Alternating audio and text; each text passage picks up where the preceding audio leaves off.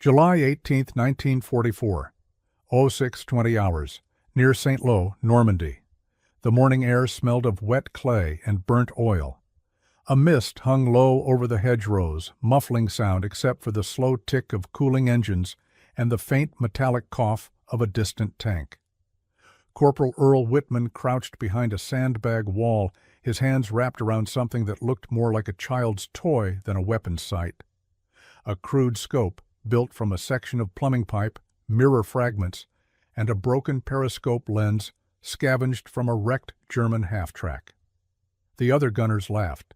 "Hell, Earl," one said. "You planning to fix the plumbing or fight the war?" Even Sergeant Doyle cracked a grin. The thing rattled when moved, held together with wire and tape. It looked ridiculous until you saw the way Whitman's eyes narrowed behind it. He adjusted the focus ring, a washer from a Jeep steering column, and peered through the cloudy glass. The image was faint, distorted at the edges, but it worked. The crosshairs, made from 2 strands of horsehair from a local farm, aligned dead center on a rusted fence post exactly 200 yards away. "Laugh all you want," Whitman murmured. "If it holds through recoil, we won't miss twice." That line would be repeated later in every retelling of this moment, because the laughter did stop. Less than 10 minutes later, a Panzer IV crested the far ridge, its silhouette cutting through the mist. The crew froze. Whitman didn't. He made a single half-turn on the dial, exhaled, and fired. The shell struck the tank's air intake grill, a weak point no wider than a helmet rim. The explosion echoed across the hedgerows. For a second, nobody moved. Then someone whispered, "Jesus, he hit it." The paradox of the scene wasn't the hit itself. It was the tool, a makeshift device built from trash, delivering a kill that even factory-grade scopes often failed to achieve. In a war defined by mass production and mechanized precision, Whitman's victory came from handmade imperfection. According to a later field report from Lieutenant Kohler, Raymond Fielder, 29th Infantry Division Archives, the soldier's self-fashioned optic, though lacking calibration, displayed remarkable stability under fire. Its success challenges assumptions about standardized ordnance. That entry, half admiration, half disbelief, marked the first time Whitman's name appeared in an official record. The sensory memory of that shot lingered among witnesses for decades. The smell of hot cordite, the hiss of smoke curling through dew, and the eerie silence after the blast, broken only by Sergeant Doyle muttering, "That thing's witchcraft." But this moment, for all its glory, was only the climax of a longer story, one that began not with a tank, but with a tiny workshop in Kansas, years before Whitman ever wore a uniform. He didn't just see through glass, he saw possibility where others saw scrap. And what led a farmhand-turned-soldier to believe he could outthink the U.S. Ordnance Department with a pipe and mirror? That answer lay thousands of miles and 10 years behind him, in the rhythmic tick of a clockmaker's shop. Wichita, Kansas, 1934. Before Earl Whitman ever aimed down a rifle, he learned to see, not through a lens, but through the shifting light that danced inside his father's watch shop. The room always smelled faintly of brass dust and linseed oil. The rhythmic tick of dozens of pocket watches created a strange harmony, hundreds of heartbeats keeping time in unison. Earl was just 10 when he first held a loupe to his eye, one brow squinted tight as he tried to steady a gear, no bigger than a pencil tip. His father, Samuel Whitman, guided his hands with patience, honed by decades of repair work.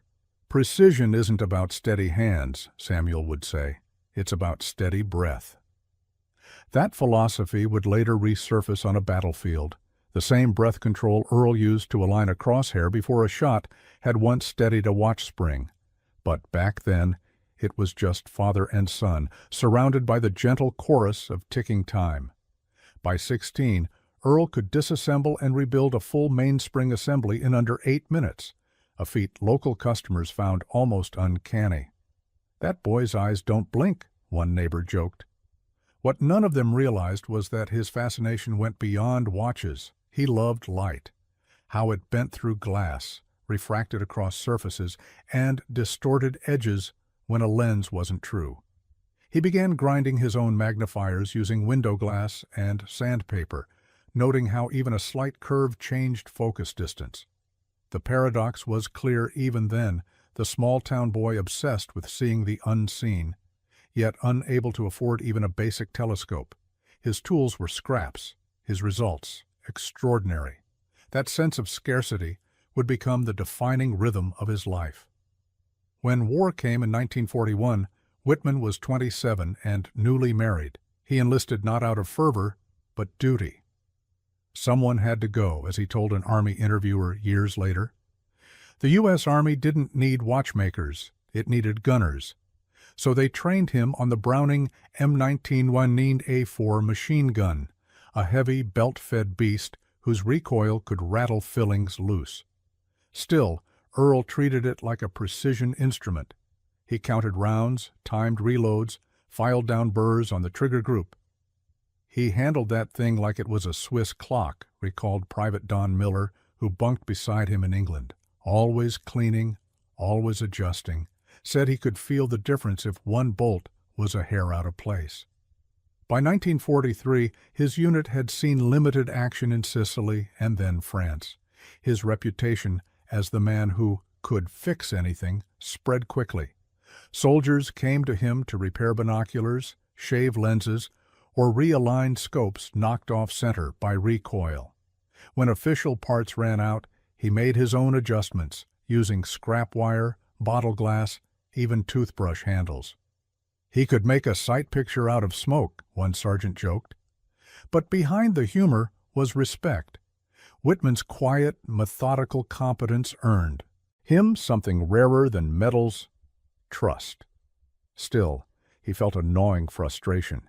Even with all his skill, U.S. supply chains lagged months behind the front, leaving snipers to fight blind against German optics far superior in clarity and range. One night, while cleaning his weapon by candlelight, Whitman whispered to Miller, "You know what's funny? My dad taught me to fix things that already work. But out here, nothing works the way it's supposed to." That sentence became a private vow. If no one could supply him with proper tools, he'd build his own, even if it meant breaking every rule of Army protocol. Because precision wasn't about perfect conditions.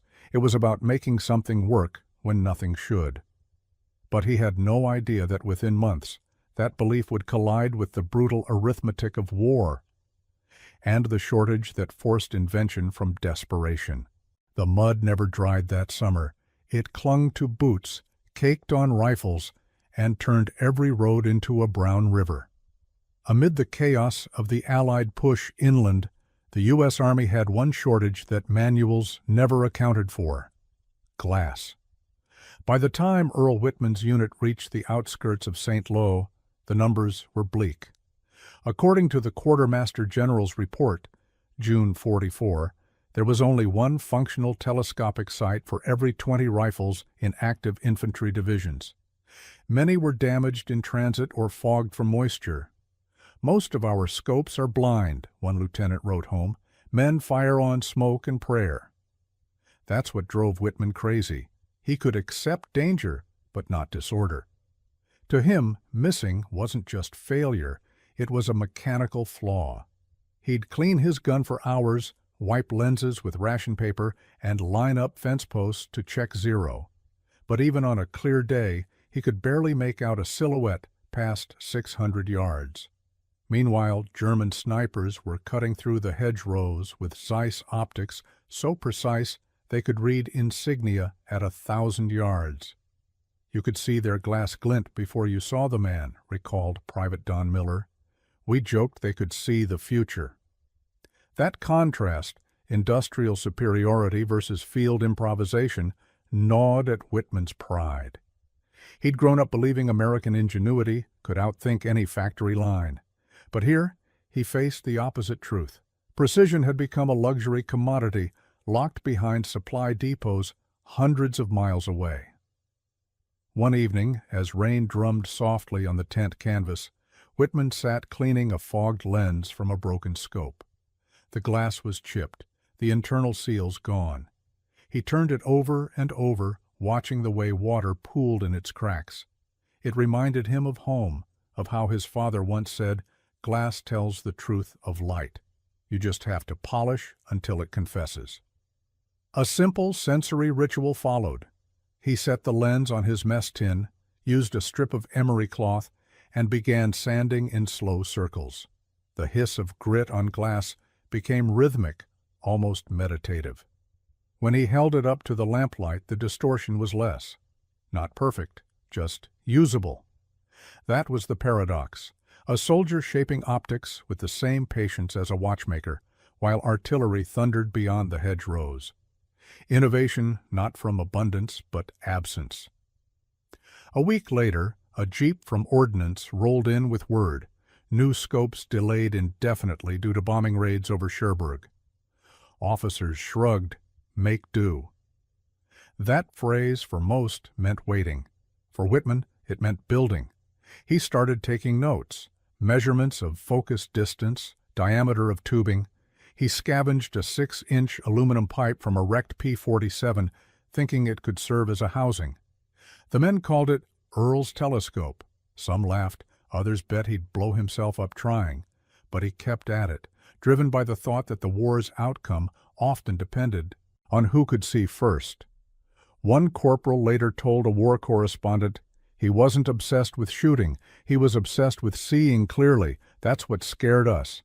He'd stare through glass like it held the answer to everything." Still, there was one problem Whitman couldn't solve yet. Stability. No matter how he fit the glass, recoil would rattle the alignment off zero. The idea seemed doomed. But one night, while sketching on an ammo crate, he remembered something from his father's shop. How flexible joints absorbed shock without losing precision. The seed of an idea began to form, a floating mount, improvised from wire and melted rubber. It was crude, dangerous, completely unapproved. But it was the start of something that would make the laughter die on a battlefield months later, because the man who couldn't get a scope was about to build one from nothing. St. Lo Sector, July 1944, 2 weeks after D-Day. The rain had stopped, but the ground still oozed underfoot. Whitman knelt beside a stack of spent ammo crates, scratching lines into the damp earth with a stick. It wasn't a battle plan, it was a blueprint. Circles for lenses, brackets for mounting rings, angles for refraction. Around him, curious soldiers leaned in as if watching a man draw dreams in mud. "What's that supposed to be, Earl?" He didn't look up. "A scope that won't go blind when it rains," they laughed again. "You mean out of junk?" Exactly, he thought. The design looked absurd. 2 mismatched glass pieces, one from a cracked German periscope, the other ground down from a pilot's shattered goggles. The tube was aircraft scrap, 6 inches of dented aluminum. The adjustment dial came from a Jeep speedometer, the focus ring from a gas lamp coupling. He scavenged rubber washers from fuel lines to act as shock absorbers. Every part was wrong. Together, they might just work. He tested the fit by candlelight, pressing each piece with meticulous care. The smell of grease and cordite hung in the tent as he sanded down edges using a strip of his own boot leather. "It's not supposed to be perfect," he muttered. "It's supposed to survive." That phrase became his quiet mantra. The first prototype shattered under pressure. The rear glass cracked clean in 2 after 1 shot from the Browning. The second fogged immediately, condensation turning the sight picture into a milky blur. "You're wasting good daylight, Whit," Sergeant Doyle teased, but Whitman only nodded, emptied the tube, and started again. He discovered that a thin smear of candle wax around the lens edge could seal moisture better than rubber gaskets. It was a trick borrowed from his father's watch cases. Low-tech, precise, effective. When he peered through the third prototype, the image was brighter, sharper. Still not perfect, but serviceable. Witness Private Don Miller recalled, "He set up tin cans at different ranges. We'd laugh, then he'd start hitting them one by one. By the fifth shot, nobody was laughing. The paradox deepened. The worse his materials, the better his focus became. Deprivation honed him. What should have been a weakness, scarcity, turned into clarity. He started measuring wind drift using bits of paper ash, marking adjustments with a nail scratch on the scope housing. No fancy reticle, no elevation knob, just raw intuition and time. At night he'd fall asleep beside his creation, wrapped in an oilcloth. Like a man guarding a secret, one corporal said. But Whitman wasn't guarding, he was listening. He'd tilt the tube, roll it, feel for imperfections. Every vibration told him where the alignment was off. Then came the problem of mounting. The Browning's recoil could rip loose anything not factory fit. So he fashioned clamps from aircraft wing brackets and lined them with strips of melted rubber tire, forming a crude floating suspension. When he fired test rounds, the sight stayed true, just barely. 3 parts, he told Miller one evening, holding the gun under the fading orange light. One impossible outcome. Each success brought new mockery until the mockery turned to quiet watching. Word spread that Whitman's contraption could hit a helmet past 1,000 yards. An officer came by to see for himself. After a single test shot, he reportedly said, "It's ugly, but it works." Still, Whitman wasn't satisfied. The glass vibrated slightly after each burst, too unstable for precision at extreme range. He needed one more modification, something that would finally make the image hold true under the violent kick of a .30 cal round. The answer would come, ironically, not from an engineer, but from a wrecked German rifle found in a ditch near a farmhouse. Inside it, Whitman noticed a detail no one else cared about: the way the scope's internal spring floated just enough to absorb shock. He smiled quietly. That was it. Not perfection, forgiveness. And once he applied it, his toy would turn deadly serious. July 17, 1944. Sector south of St. Lo, Normandy. The dawn light was thin, almost colorless, filtered through a veil of smoke from the previous night's shelling. The men of Fox Company, 29th Infantry Division, stood ankle-deep in mud, waiting for orders that no one wanted to hear read aloud. The air tasted of cordite and diesel. Every breath came with a trace of burned oil. At 05:10, a runner arrived with a folded message marked Urgent, Armor Movement East Ridge, Grid 17 Alpha. Intelligence had spotted a German Panzer column, including at least one Tiger I, moving to counterattack along the Comet Road. If the tanks broke through, they'd slice into the Allied supply line. Whitman listened without a word. He was kneeling beside his Browning, tightening the last bolt on his improvised scope. The device looked more finished now, matte from soot polish, its crude joints sealed in wax. On its side, he had etched a single word with his knife: patience. "Corporal Whitman," Sergeant Doyle barked, "they want suppression fire on that ridge. You, Miller, and Henderson take the M1919 to the haystack line. If armor shows, call it in. Don't play hero." Earl only nodded. But the math was bad. 1 .30 cal machine gun and 3 anti-tank grenades against steel giants weighing 60 tons each. The paradox was brutal, technology outmatching courage at every turn. Yet somewhere in that imbalance, Whitman saw possibility. They moved out at 06 Pang, fog still hugging the fields. The grass was slick with dew, the air heavy with the smell of manure and cordite, war layered on farmland. They took position in a ditch overlooking an open meadow, the same route Allied tanks would use to advance. Whitman mounted the Browning, adjusted the tripod, and tilted the homemade scope toward the ridge. Through the cloudy glass, the horizon shimmered. Nothing. Then, a faint rumble. "Engines," he whispered. Miller pressed his ear to the ground. Multiple tracks, maybe 5. From behind, a lieutenant's voice crackled through the field radio. "Hold position until visual confirmation. Air covers delayed 20 minutes." 20 minutes. An eternity when you're staring down tanks. Whitman's fingers brushed over his improvised dials. He tested elevation by counting half turns. The floating mount flexed slightly, not loose, not stiff, just enough. "She'll hold," he said quietly. Miller shot him a glance. "You sure about that thing?" Whitman smiled faintly. "No, that's why it'll work." At 08:47, the first Panzer silhouette appeared through the mist. Then another, and another. They were in staggered formation, advancing across open terrain, confident, unhurried, unaware. The rangefinder in Whitman's pocket was cracked, useless. He estimated distance the old-fashioned way, by size, sound, and instinct. A witness report later described the moment. "He looked through that piece of junk like a jeweler setting a stone," said Sergeant Doyle. "Didn't flinch once." Whitman measured wind with a pinch of dust, barely moving east. He aligned his sights and traced a line to the lead tank's intake vent, the weakest point in its armor. Range, roughly 1,200 yards. He adjusted one quarter turn, exhaled, then stopped. "Wait for the sun," he murmured. "What?" Miller asked. "When it hits their paint, I'll see the shimmer. That's my mark."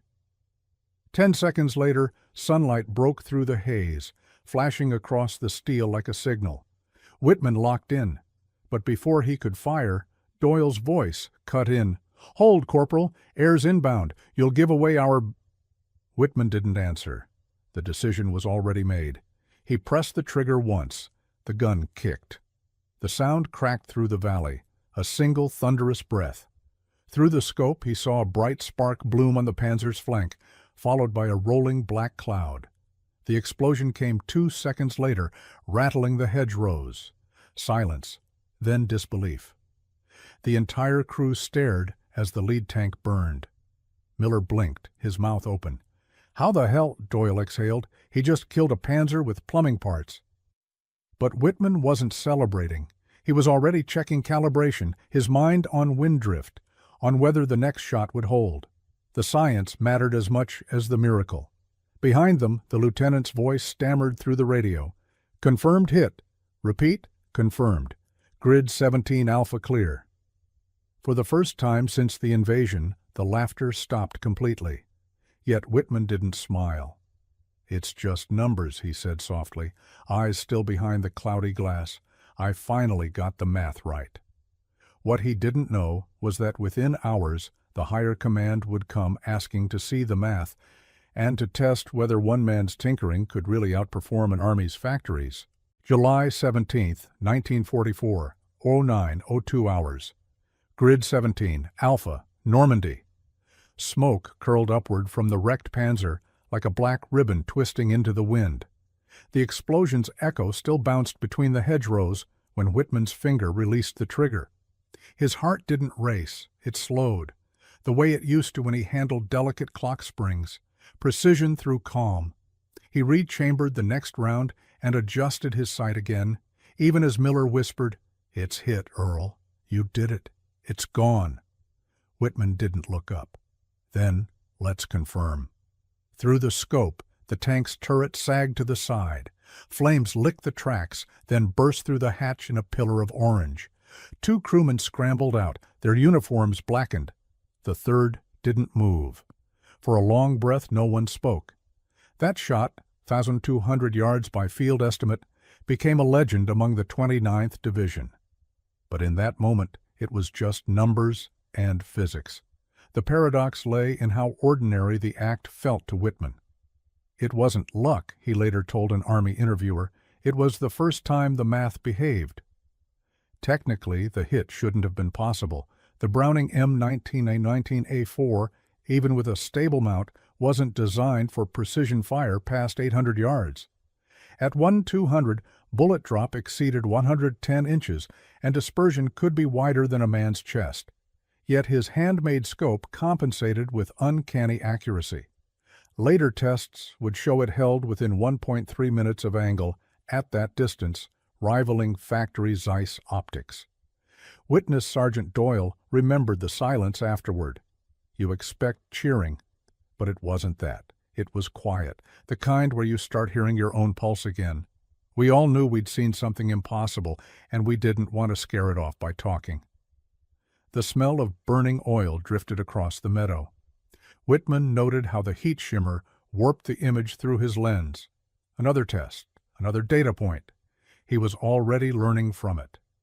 Then came the radio call. Panzer column halting, secondary armor reversing. The destruction of one lead tank had stalled an entire counterattack. 20 American soldiers lived because one man refused to accept defective glass. Within half an hour, the field was swarming with officers. The lieutenant who doubted him arrived first, eyes wide. "Corporal, what in God's name is that thing on your gun?" Whitman wiped soot from the scope. "Just plumbing, sir." It wasn't false modesty. The tube still bore scratches from its past life as aircraft scrap. But the officers didn't laugh this time. They ordered him to replicate the shot for verification. Whitman resisted. The weapon was hot, the optics uncalibrated, but finally he set up again, aiming at a rusted truck door 1,000 yards away. One pull of the trigger. Ping. Dead center. Doyle turned to the lieutenant. "Still think it's luck?" The officer shook his head. "No, Sergeant. That's design." The paradox was complete. What began as mockery now demanded replication. The homemade scope had achieved what doctrine deemed impossible, precision from chaos. But the victory carried a quiet cost. Whitman walked closer to the burning tank, the heat pressing against his face. Through the roar of flames, he thought of the men inside, soldiers, not monsters, caught in another engineer's design. For the first time, he felt a flicker of unease. The same ingenuity that built could also destroy. He turned away, the smell of smoke heavy on his uniform. "Let's pack up," he said softly. "This field's done talking." Yet even as they left, a jeep roared down the lane, carrying a pair of ordnance officers from Division HQ. They wanted the device. They wanted tests, reports, measurements. The invention that began in mud and laughter was about to enter bureaucracy and scrutiny. Whitman's battle with disbelief wasn't over. It was just changing uniforms. By morning, word of Whitman's miracle shot had spread across 3 battalions. Soldiers who'd once smirked now stopped mid-step when he passed. But Whitman hardly noticed. His Browning lay disassembled on a tarp beside his bunk, and his focus was locked on the scope, that ugly cylinder of pipe and soot that had defied logic. A convoy from 29th Division Ordnance HQ arrived before noon. 2 officers, Captain Merrick, an engineer from Detroit, and Lieutenant Alvarez, a ballistics analyst, carried clipboards and skepticism in equal measure.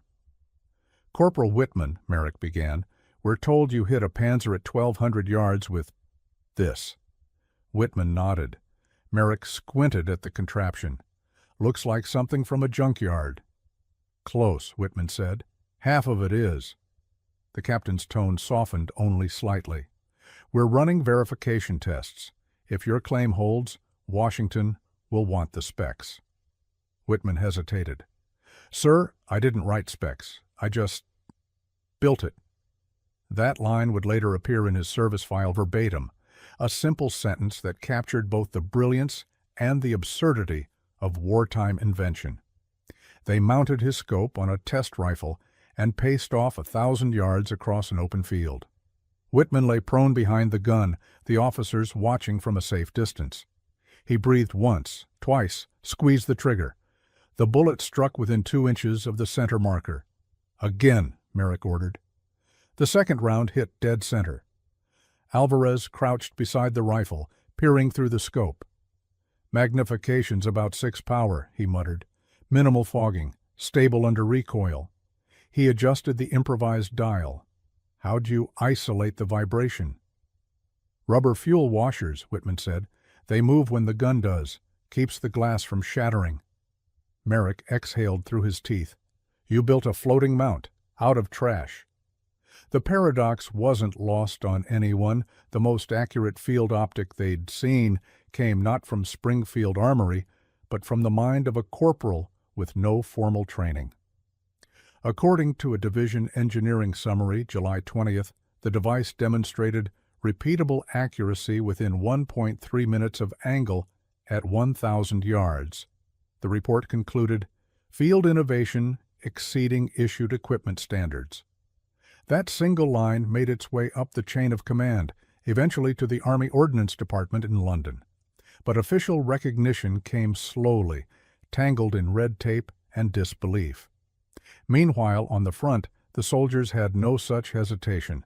They copied his design using whatever scraps they could find, bits of glass, pipe, even jam jars. "We called them Whitman scopes," Miller later recalled. "Didn't look pretty, but they saved more than a few lives." As accolades trickled in, Whitman withdrew further. He avoided the tent where the officers tested replicas. Instead, he sat outside at dusk, cleaning his weapon in silence. The sky over St. Lo burned orange with artillery flashes. "They laughed first," he said quietly to Miller. "They wouldn't later." He wasn't bitter, only thoughtful. The laughter had been proof that invention still surprised people, even in a war built on machines. But as he watched the horizon, the moral weight of that surprise began to settle. His creation had destroyed a tank and everything inside it. When asked years later if he was proud of that shot, Whitman paused for a long time before answering. Proud, maybe, but mostly, it proved we could see too clearly for our own good. By August, he'd been reassigned to assist an ordnance workshop behind the lines, not as punishment, but protection. His scope was now classified under Field Optics Experiment, 39B. Engineers drew blueprints, took photographs, cataloged measurements. Yet something was missing. None of their copies performed quite like his. They were too exact, too balanced. They lacked the imperfections that had somehow made his scope perfect, the subtle give, the handmade asymmetry that absorbed recoil without shifting zero. Not perfect, he told them when they asked, just necessary. And that truth, that necessity could outthink design, would echo far beyond one battlefield. But history wasn't finished with Earl Whitman yet. Because after the laughter came something stranger, recognition, reverence, and finally, an idea that would change military optics for decades. December 1944, Aberdeen Proving Ground, Maryland. Snow fell over the Maryland coast in slow, heavy flakes. Inside a drafty warehouse, technicians in gray coveralls huddled around a crate labeled Field Optics, Pacific and European Fronts. Among them sat a small parcel wrapped in oilcloth and marked Property of CPL. Earl Whitman, 35th Infantry Division. Major Joseph Hendricks, a senior ordnance officer, unwrapped the strange cylinder and held it to the light. "Gentlemen," he said dryly, "this is what's been making fools of our Panzers." Around the table, silence. Then a quiet chuckle. "You're kidding," said one civilian engineer. "That's plumbing." "Plumbing that hits steel at 1,200 yards, Hendricks replied. He wasn't exaggerating. Whitman's field scope had by then been replicated in at least 44 units across 2 divisions. The Army's Ordnance Department had compiled reports confirming the same pattern: improved accuracy, fewer lens failures, and easier repair in the field. What began as a joke had become a case study. The paradox was obvious. Factories were turning out thousands of high-cost M73 and Weaver scopes, all perfectly machined, precision ground, and fragile. Meanwhile, a corporal's handmade tube of scavenged glass and pipe survived humidity, recoil, and chaos. Sometimes, Hendricks wrote in his December report, innovation arrives not from laboratories, but from desperation. That line would later be quoted in American Battlefield Optics, 1942-1945, National Archives, 1952. Back in France, Whitman received none of this news. He was stationed near Metz, working quietly on maintaining equipment for the winter offensive. His hands, once steady on the trigger, now turned wrenches and filed scope rings. When asked by a visiting photographer if he'd ever returned to gunsmithing after the war, he simply said. "Maybe I'll fix watches again. They don't bleed when you're done." That quiet humility only deepened his legend. In January 1945, Aberdeen engineers tested a refined version of his concept, a low-cost floating mount using flexible bushings and modular lenses. It was officially designated the XM-12 Experimental Rifle Scope mount.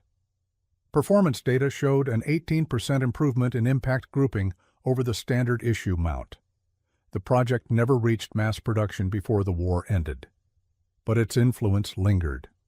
By the early 1950s, the U.S. Army's Micro-Stabilization Optics program cited Whitman's design as an early example of adaptive damping, a principle still used in modern sniper scopes.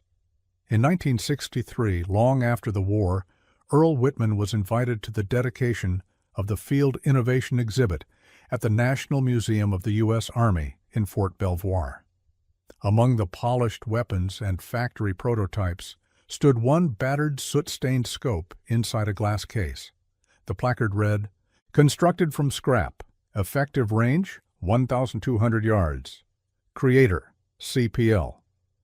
Earl Whitman, 35th Infantry, proved that necessity is the mother of precision. Whitman stood before it quietly, hands folded behind his back. A reporter asked if he was proud that his name was now part of military history. He smiled faintly. "I just wanted to hit what needed hitting." Outside, camera shutters clicked like distant rifle fire, a final echo of a story that had begun with laughter and ended with legacy.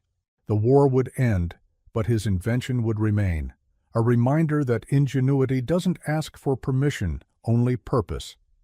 Earl Whitman never patented his design, he never earned a promotion, and no factory ever stamped his name on a production line.